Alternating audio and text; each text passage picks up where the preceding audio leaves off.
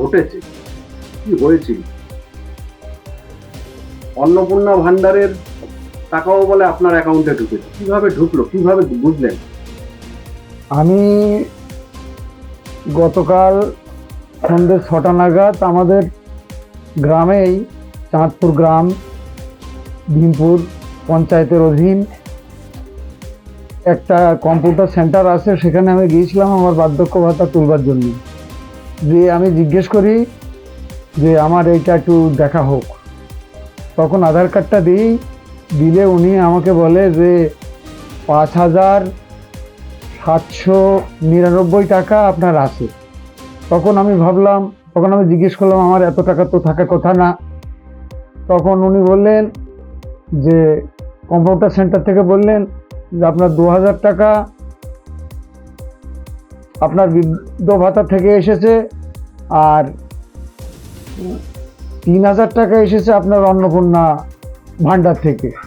তখন আমি বললাম যে এই টাকা তো আমার নয়, আর এ টাকা আমি নিতেও পারবো না, এটা মহিলাদের টাকা, গরিব মানুষের টাকা, এই টাকা যাতে তারা পায় সেই ব্যবস্থা। তো আমি কি করলাম, তখন আমার ওই 2,000 টাকা আমি তুলে নিয়ে চলে আসি।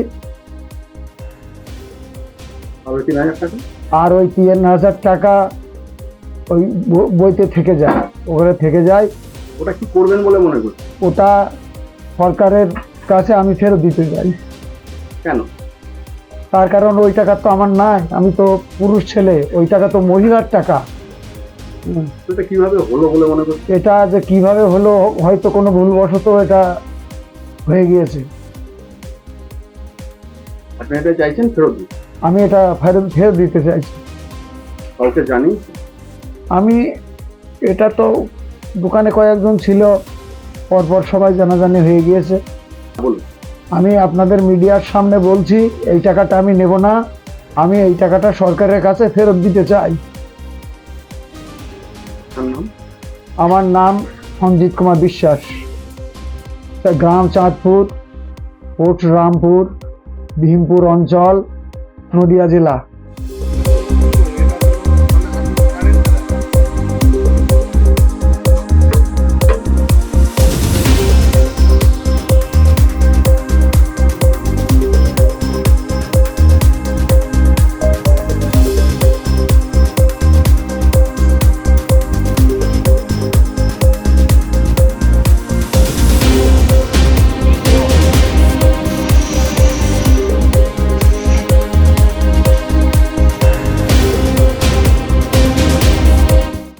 আমাদের ভিডিও ভালো লাগলে লাইক এবং শেয়ার করুন।